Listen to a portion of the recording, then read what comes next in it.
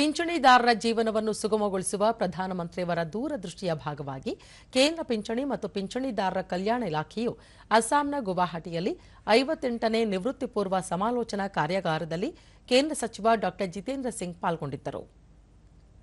ನಿವೃತ್ತಿ ಅಂಚಿನಲ್ಲಿರುವ ಕೇಂದ್ರ ಸರ್ಕಾರಿ ನೌಕರರು ತಮ್ಮ ಮುಂದಿನ ಜೀವನವನ್ನು ಯಾವುದೇ ಅಡೆತಡೆಯಿಲ್ಲದೆ ಸುಗಮವಾಗಿ ಸಾಗಿಸಲು ನೆರವಾಗುವುದು ಈ ಕಾರ್ಯಕ್ರಮದ ಮುಖ್ಯ ಗುರಿಯಾಗಿದೆ.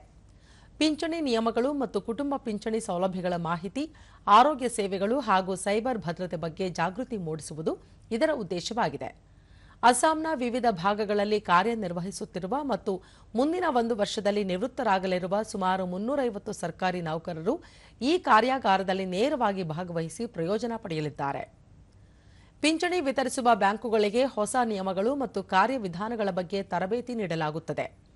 ವಿವಿಧ ಬ್ಯಾಂಕುಗಳು ತಮ್ಮ ಪಿಂಚಣಿ ಸೇವೆಗಳು ಮತ್ತು ಹೂಡಿಕೆ ಯೋಜನೆಗಳ ಬಗ್ಗೆ ಮಾಹಿತಿ ನೀಡಲಿವೆ. ನಿವೃತ್ತ ನೌಕರರು ಸ್ಥಳದಲ್ಲೇ ಪಿಂಚಣಿ ಖಾತೆ ತೆರೆಯಲು ಮತ್ತು ಹಣಕಾಸು ಹೂಡಿಕೆ ಬಗ್ಗೆ ತಜ್ಞರಿಂದ ಮಾರ್ಗದರ್ಶನ ಪಡೆಯಲು ಅವಕಾಶ ಕಲ್ಪಿಸಲಾಗಿದೆ.